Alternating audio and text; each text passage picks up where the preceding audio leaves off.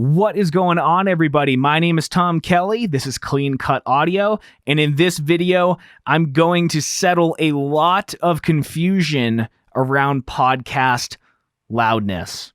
This is the big one. I've been getting a lot of messages lately, some very confused messages saying that my podcast is not hitting negative 16 LUFS. Should I upgrade my microphone? Or my podcast is quiet compared to NPR. Do I need a Cloudlifter? And the confusion is happening. They're talking about an output issue and they're trying to settle it with input devices. There's a disconnect, and we're going to fix that today as we figure out how loud you should be recording your podcast and how to mix it and export it at negative 16 LUFS. And if you don't know anything that I'm talking about, you're still in the right place. We're going to get to it. All right, let's go.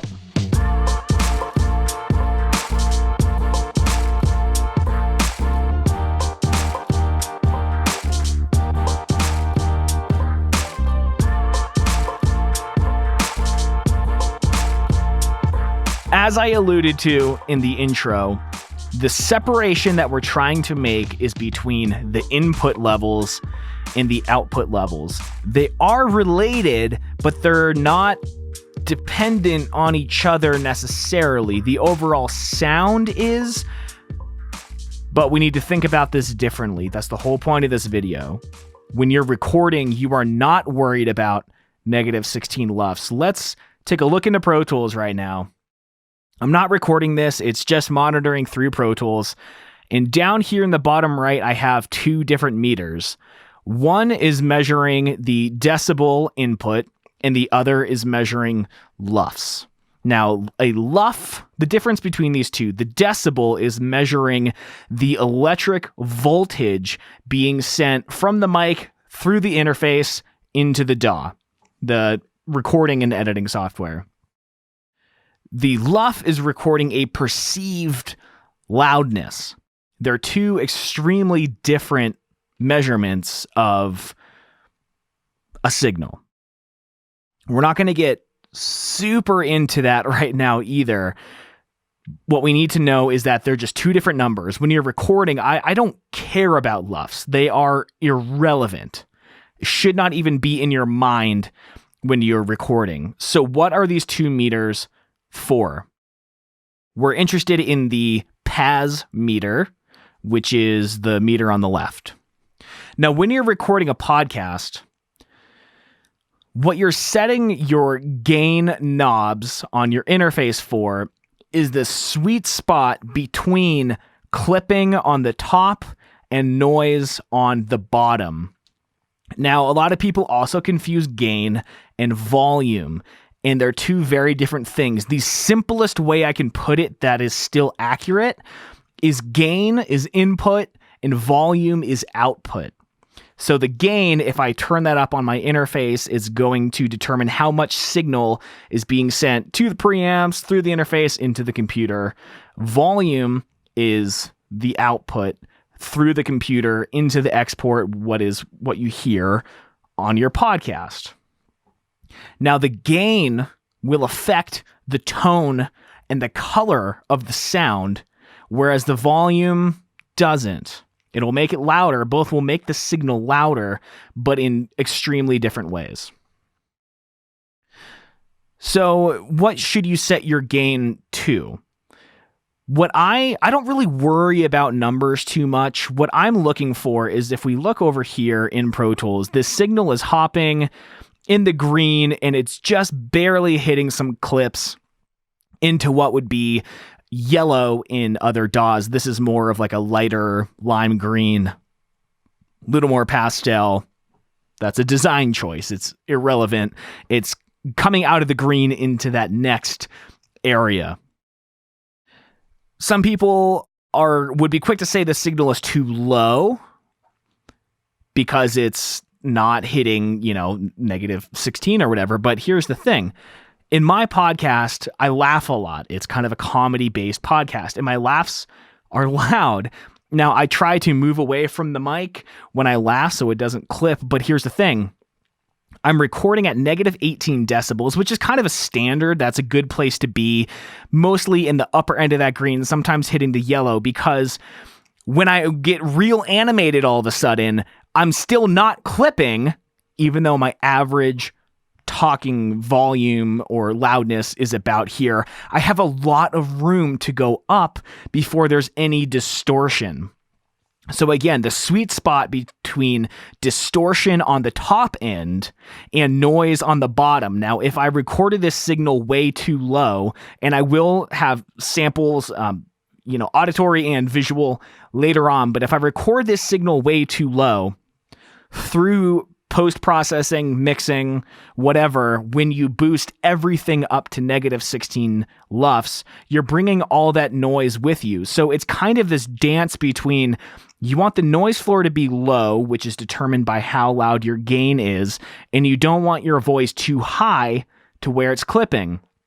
The sweet spot, the industry standard for recording input, is between negative 18 negative 14 decibels. We're looking at peak here, and if we switch over to RMS, I don't know if that's helpful for you guys, but basically the difference is RMS, root mean squared. It's measuring the average of the signal. It's kind of chopping off the peaks a little bit. It's more catered to how the ear hears audio rather than the immediate electrical signal being sent through the preamps into this meter here. But we're looking at peak because we don't want to clip. We don't want our peaks to clip. So again, in the middle there, that's really where you want to be. And again, a lot of people get hung up on, well, what do I set my gain to? It depends on way too many things to give an answer. It depends on how loud you're talking. It depends on your distance from the mic, because of the inverse square law, the loudness, the amount of power that's hitting the diaphragm of the mic changes dramatically with difference. So it depends on those two things. It depends on how much gain your interface even has. Most people are spending under $200 for an interface. You don't have more than 50 decibels of gain typically, and it's not very clean gain because they're cheap preamps, and there wasn't a huge budget that went into keeping the noise out of those preamps. So we've got your volume of speaking, you've got distance from the mic, which is going to contribute the same to your volume. You have the quality of your interface, the quality of the preamps, and it's also dependent on your microphone. Each microphone has a different sensitivity. The Shure SM7B, my microphone of choice, is famously low. It needs a ton of gain to drive this microphone to negative 18 decibels. But a condenser mic, say the Audio-Technica AT2020 is a popular microphone. It has that phantom power. It has extra current going through it. The mechanics of how it produces audio from an acoustic source, your voice, into an electric signal is much more sensitive. So that requires significantly less gain than any dynamic, especially the SM7B or something of that nature. So I can't give you a gain setting. The goal is just to hit negative 18, negative 14 decibels. So kind of whatever it takes to get there. Now, this brings up the argument of a Cloudlifter. For example, I am using an interface that at the time cost just under $3,000. It has legendary preamps. It's an Apogee Ensemble. The converters are famous, world-renowned Apogee, the AD-DA converters. And it offers 75 decibels of gain, which is 50% more than a Scarlett 2i2, for example. I am running my Shure SM7B at 61 decibels of gain. Now, if this was a Scarlett interface, I would be maxing out my gain, and it's not very clean gain. It's not bad, but it's not very clean. So I'm maxing out my gain, which brings up noise with it. It's a loud signal, and the signal is still about half as loud as it should be. The Cloudlifter comes into play where it's going to add quite a bit of gain before it hits your interface. So why I don't know the exact numbers, the amount of decibels it adds to your chain. It is significant, but that way you get a boost from the mic activator so that on your interface, you might only have to go up to 40, 42 decibels, something of that nature to hit negative 18 decibels. And it's cleaner gain and it's louder than what the interface alone can give you. That is the purpose of a Cloudlifter. It's not to hit negative 16 LUFS. It's to hit negative 18 decibels of input gain. And again, it's to be loud enough, but not too loud. And it's to be far enough away from the noise floor that you're not going to bring all that noise up with you. This brings up another point. Some people will say if you have a noisy environment or if you have a cheap interface with loud preamps, to turn the gain down so it doesn't pick up those signals. But here's the problem. We know that the output needs to be negative 16 LUFS. So if your input is lower and it's not a healthy signal, it's too low. The problem is now we need to boost that a lot in post, and the noise is actually going to be louder after turning the gain down than if you just left it at a good level. And here's the reason why. When you turn the gain up on your interface, the loudness of the signal, which is your voice, what is being recorded, it increases at a higher rate, a faster rate than the noise floor itself, which is the preamp noise. So if this is your noise and this is your signal, turning the gain up doesn't go like this. It actually goes, the signal goes up more and the noise goes up a little bit more. But in post, now that all has to come up together, so if you turn the gain up to the healthier volume, the noise is inherently lower than the signal, the preamp noise. So when it all comes up together, there's actually less noise in the end than if you tried to turn the signal down. And we're going to show some examples of that too. If you're a little confused, don't worry. You know I'm all about visuals and you know I'm all about listening exercises. So we are definitely going to do all of that. Now, we're going to look at my meters again here. I'm hitting like negative. The peaks are getting just above negative 12, like the peak, negative 10. And the average is about negative 18. That's good because I still have 10 decibels of room before I start clipping. Now, if I was thinking about this all wrong and I wanted to hit negative 16 LUFS, let's listen to the signal as I turn the gain knob on my interface and listen to how the sound of my voice changes. All right, so I'm talking negative 18 and I'm turning the gain up. Now I'm hitting closer to 23, negative 22 LUFS. Let's crank it more to hit negative 16.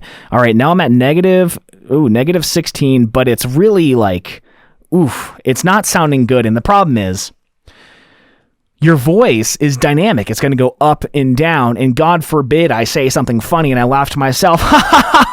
That is terrible.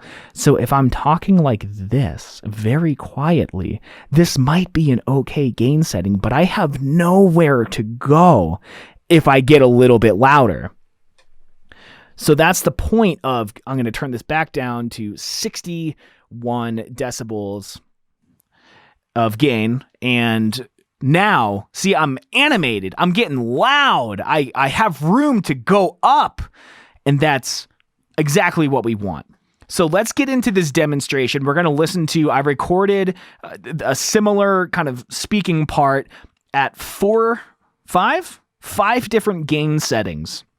What I did was I gain staged them so that each of them ends up at negative 16 LUFS, but the input gain, it starts incredibly low and then it gets louder over time. We're going to hear how the signal ends being recorded at several different input gains. Because again, input and output are not related in the way that you talk louder to get a louder signal. We do that in post. That's a different process. We are just now going to start talking about output, which is a whole different mentality. So let's switch over to that now. What I have are 5 clips of me recording the same phrase at different gain settings.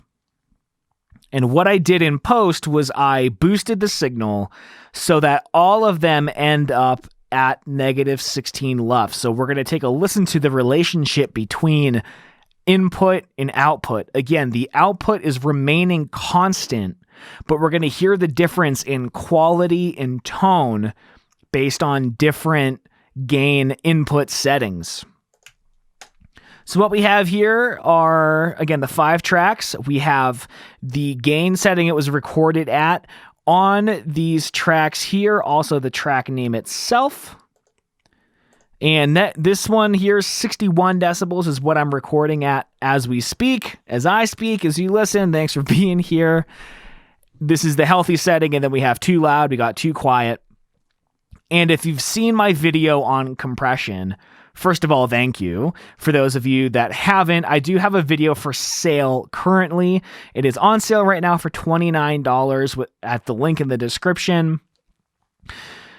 I watched every video on compression for voiceover on the internet.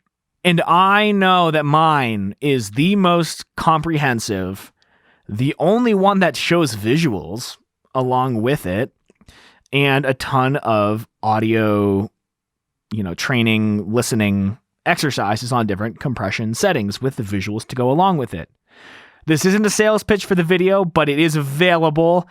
And in that video, the point of that is I mentioned that we can tell this is a low signal, this is a loud signal, but we can only tell with all of them in relation to each other. Now, if we just zoomed in to this track here, this might look really loud. That might look really quiet. It can look however I want it to. It's not representative of the sound itself.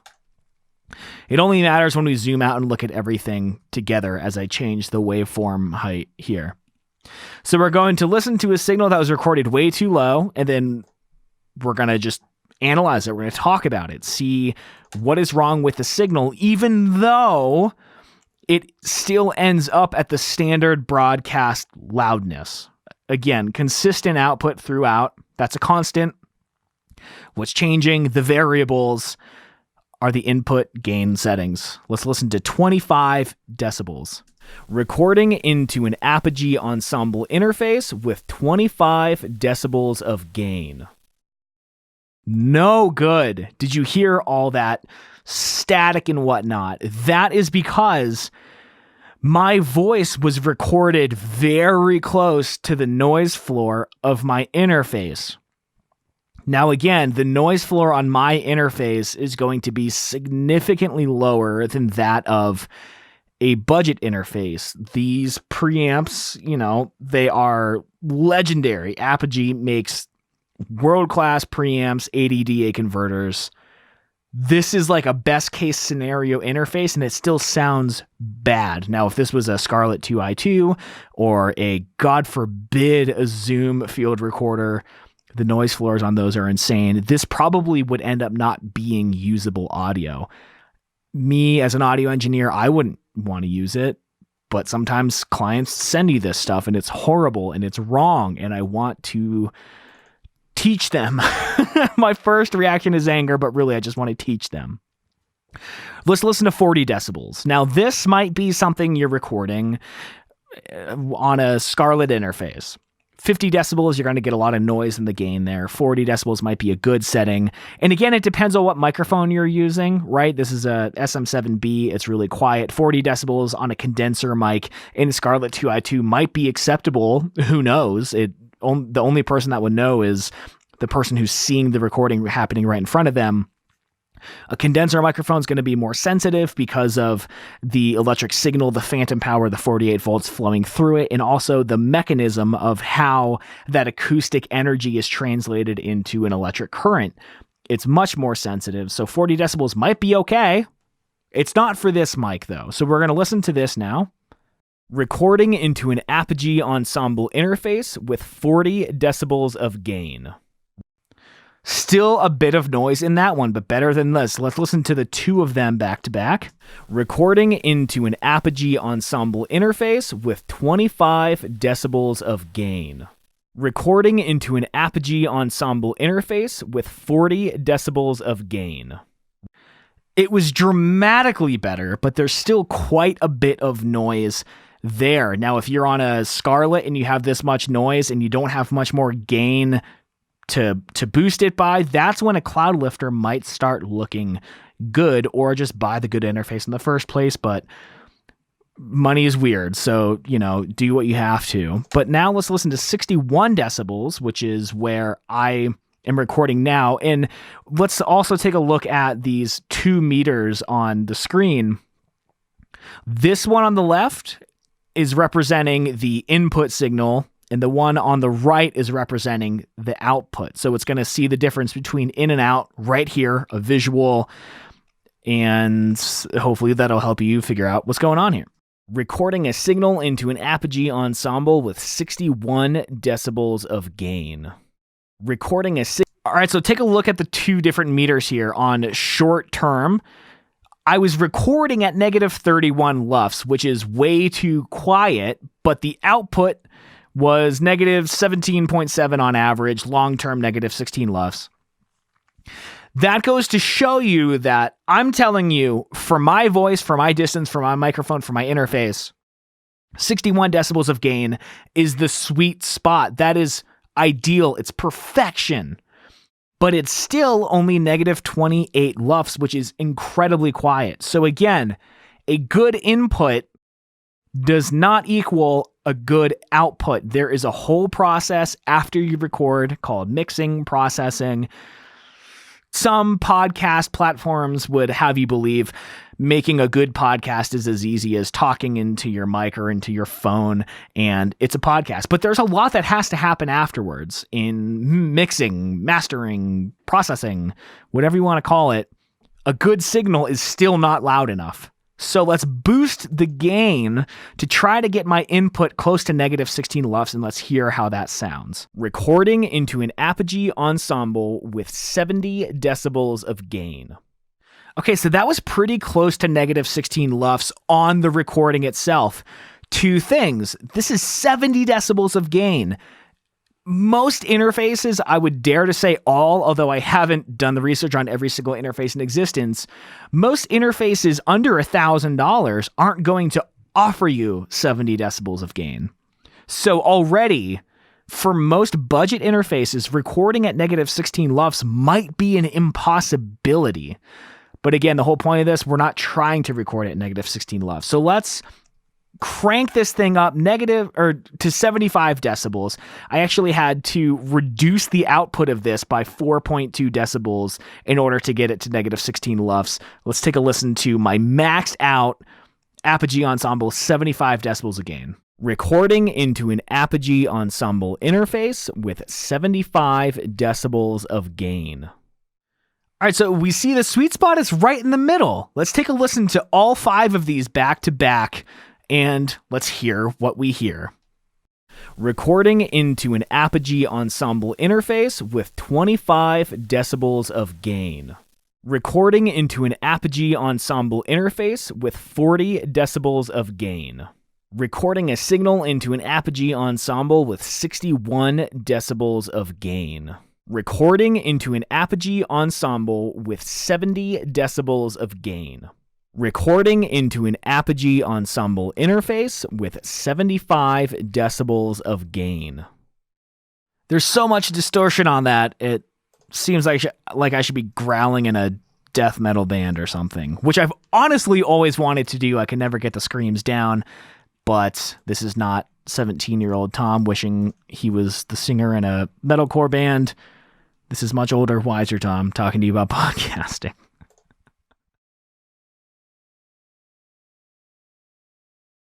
So the next thing that I have here is a recording of the noise floor and the ambient noise in my room. Now what I did was I still had the gain at 25 decibels for this first one, and I still have all the boosting the same as if I were getting my voice to be negative 16 LUFS. But what you're hearing is my preamp noise and the environmental noise of my studio. Now, keep in mind, a lot of people don't put money into their recording environment. There's, $700 $6 of foam panels on the wall. So this is a quiet environment. I'm not by a busy road. My neighbor's dog is not barking at the moment. So again, my interface self noise is going to be much lower than most other people's, and my room is going to be much quieter than most other people, because there's cost money to sound good. I'm sorry to say it, but it really does. You got to spend money to sound great and have the experience and the skills and whatnot. But we're here to learn how to do better with what we have. So not being judgmental, just saying this is what it takes. So let's give these a listen here. This is the sound of my room and the sound of my interface, recorded at 25 decibels of gain and then boosted so that if my voice were over it, it would be negative 16 LUFS, but it's just the noise. This is just noise floor here. I'm going to loop that a few times. So when you record at negative 25 decibels of gain on my specific equipment and then boost it to the right level, that's just the noise that's going to be there. Let's listen to 40 decibels now, just the noise.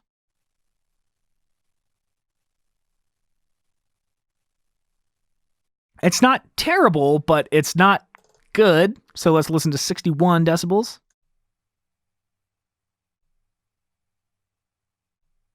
And at this point, there's no preamp noise. This is just my room tone. So this is how quiet my room is. And probably anything you're hearing is going to be the fan of my laptop, which is just 3 feet away from the mic in its null point. 70 decibels. And 75 decibels. And this will also show you the partition between trying to get above the noise floor, but stay below the peaks. Now, if you record too quiet, we have noise floor. If we record too loud, we have peaks. So what you want to do is you want to find that sweet spot. And again, for me and for me alone at this exact moment, on this exact equipment, at this exact point in time, my gain sweet spot is 61 decibels. And what I'm looking for, again, to reiterate, it's between negative 18 and negative 14 decibels input. That's the target. That is a healthy, clean signal. So it's only here at 61 decibels do we have enough gain to be above the noise floor, but enough headroom, which means amount of loudness or decibels before we clip, and enough headroom to get loud, to laugh, to be energetic and lively, which happens in podcasts, without clipping. Now, I get bad examples on both ends. I have people that record it way too low, and then it's just drown out in a sea of noise. And then I have people who check their mic at this level. They set the gain setting to be somewhere in the middle of that yellow. But then as soon as you hit record with a guest, hey, how are you? I'm so happy to, people get energetic. So that's another problem. People tend to be quieter during mic check when you're setting the volume than they are during the actual recording. So when you were setting your levels, try to hit that negative 18, negative 16, and then give a couple fake laughs. Ha, ha, ha, ha, and make sure it doesn't clip. And that's about where you want to be. And then there's stuff to do afterwards, which you can see in here. For my 61 decibel gain, I boosted it in post 10.8 decibels to get it to negative 16 LUFS. Recording a signal into an Apogee Ensemble with 61 decibels of gain. So this is it without that boost in post. Recording a signal into an Apogee Ensemble. Too quiet. With 61 decibels of gain. So you have to boost it a bit. Some of that can come from compression and limiting. And again, if you don't know what those are, that video is available. I'd be happy for you to check it out and support me and my work. I spent like 38 hours on that video. It was a process, but I'm going to listen to all of these back to back now. And I want you to just, again, close your eyes, even hear what you hear. I might turn the screen off even to just, we're going to go through all 5 of the voice and then all 5 of the noise. So let's get centered. Let's be quiet. If you're wearing headphones, make sure they're in securely. If you're listening on speakers, make sure your environment is quiet so that you don't have to hear noise floors above your own noise floor. Find a quiet environment, close your eyes, and critically listen to these. Here we go. Recording into an Apogee Ensemble interface with 25 decibels of gain. Recording into an Apogee Ensemble interface with 40 decibels of gain. Recording a signal into an Apogee Ensemble with 61 decibels of gain. Recording into an Apogee Ensemble with 70 decibels of gain. Recording into an Apogee Ensemble interface with 75 decibels of gain. And let's listen to the noise.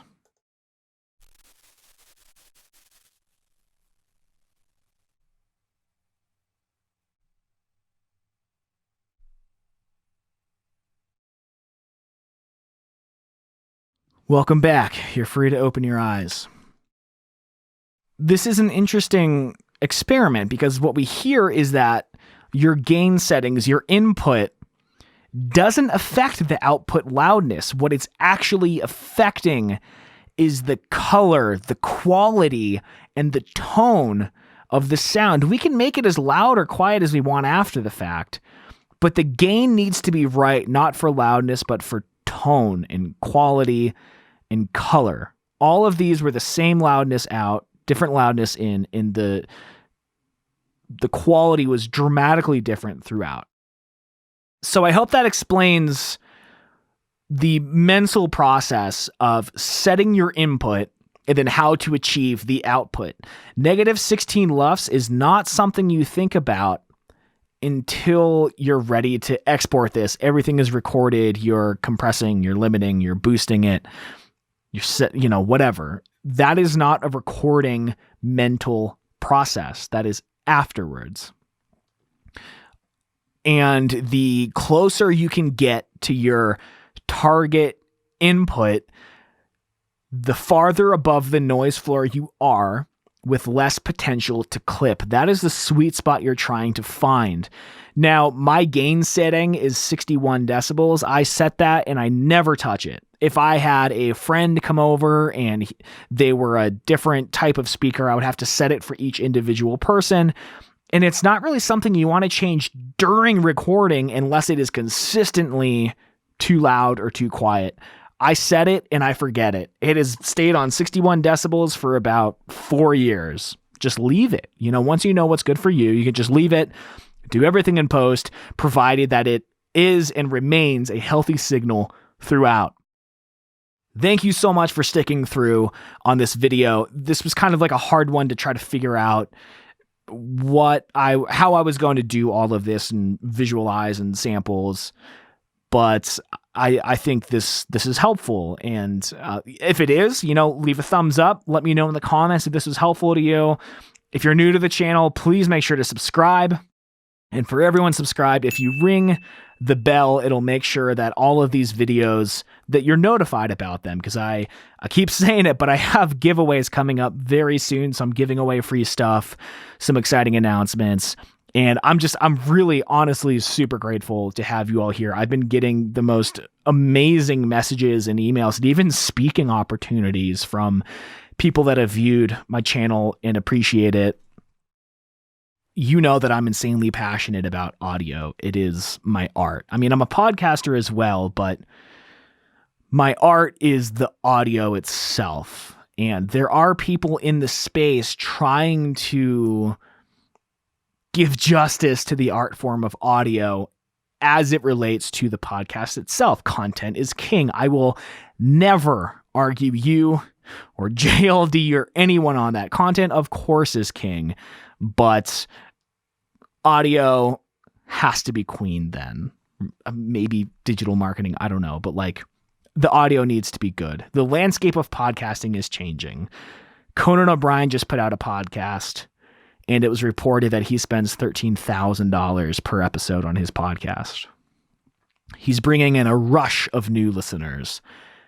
And these new listeners of podcasts, the first thing they're going to hear is a $13,000 production. I mean, this is as good as it gets. the standards are being set by insanely high-end productions. We all need to fit into that standard or much closer to it than it has been in the past. I think the days of recording into your phone in the closet are gone, and people are going to be less and less accepting and forgiving of that over time. So if you want to keep up with these new people in the industry, make sure you're subscribed to the channel. If there's anything you need help with, email me, hello@cleancutaudio.com. People in the comments, if you've emailed me and I've responded to you, you can attest that I do respond. I do read them. I just want to help. Again, audio is my art. I want it to sound good. I want your audio to sound good. I want podcasting to be known for its audio quality. That's the thing. So if you want to help me in that endeavor, make sure you're subscribed and make sure you're learning alongside me. I really appreciate you all being here. Thanks so much. See ya.